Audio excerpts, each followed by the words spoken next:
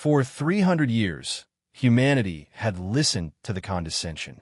The Galactic Assembly treated humans like children, dangerous children from a death world, but children nonetheless.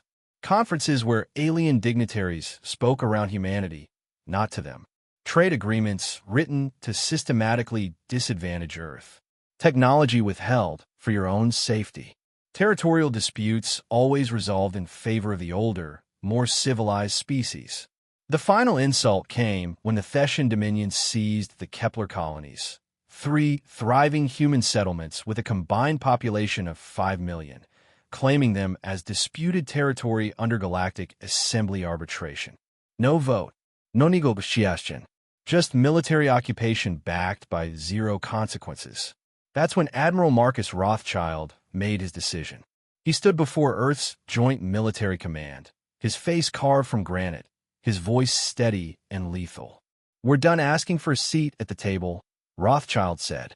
"We're going to burn the table down and build our own." The transmission went out across every human military frequency, every colony, every civilian network. All human forces, active and reserve. "This is Admiral Rothschild. We are at war with the Galactic Assembly. Not a trade war, not a diplomatic crisis. A real war. Report to your stations." Within 12 hours, humanity's fleet mobilized. 700,000 warships, the same armada that had terrified the hegemony, emerged from their stations. But this time, they weren't responding to an attack. This was a declaration. This was humanity saying, enough. The Galactic Assembly's initial response was laughter. Transmitted across diplomatic channels, broadcast in every alien language, the message was clear. Humans? Declaring war on us? This is what primitive species do when they don't understand their place. Then the human fleet reached the Kepler colony. The Thetian occupation force, considered among the finest in the galaxy, had expected a token resistance. Instead, they faced an enemy that fought with a ferocity they had never encountered.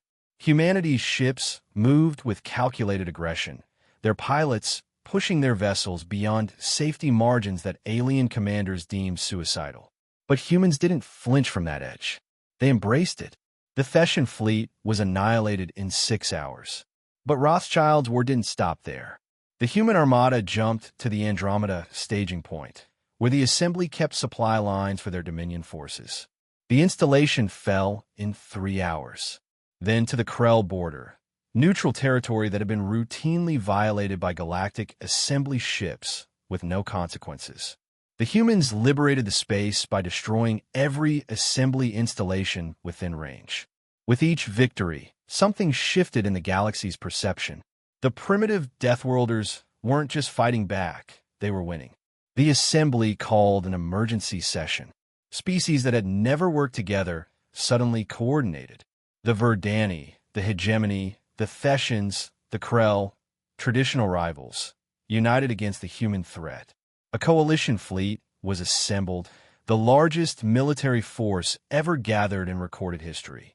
It was still smaller than humanity's armada.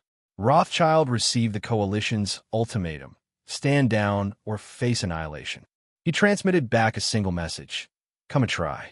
The Battle of Sigma Gate lasted 72 hours. Human forces faced 3 times their number in combined alien warships. The casualties were astronomical.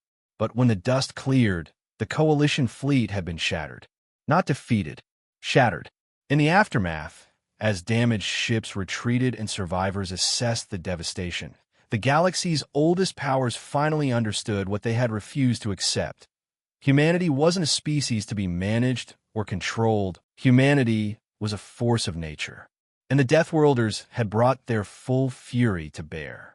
Rothschild stood in the Prometheus's command center, watching the damaged enemy ships limp away.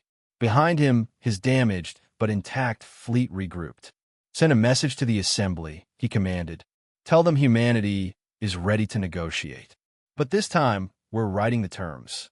The age of human submission had ended. The age of human dominance had begun.